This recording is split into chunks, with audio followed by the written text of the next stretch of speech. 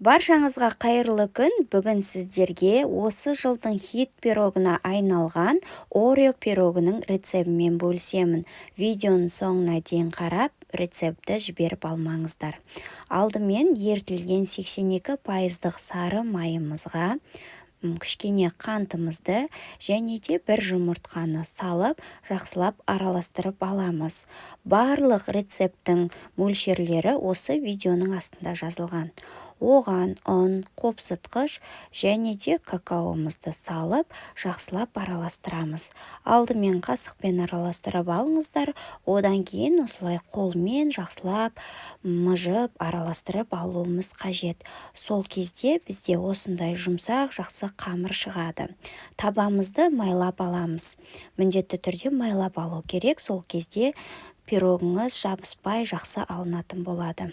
Осылай қамырымызды жайғастырып аламыз. Енді начинкасына келетін болсақ, қаймағымызға 20% қантымызды саламыз және де 1, 2, 3 жұмыртқаны салып, және де оған 2 ас қасық крахмал, кукурузный крахмалды міндетті түрде қосып араластыруымыз қажет.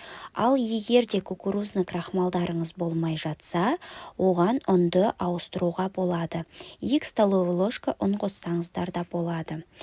Енді осы начинкамызды араластырып алғаннан кейін, осындай Орео печеньеларын ұсақтап турап салатын боламыз. Қажеттіңізше өзіңіз білесіздер, кесіп ұсақтап турап салсаңыздар да болады. Немесе мен сияқты үлкенірек қылып турасаңыздар да болады. Мөлшері өзіңізге байланысты, қанша қоссаңыздар да жақсылап араластырып алып, жаңағы табамызға құятын боламыз.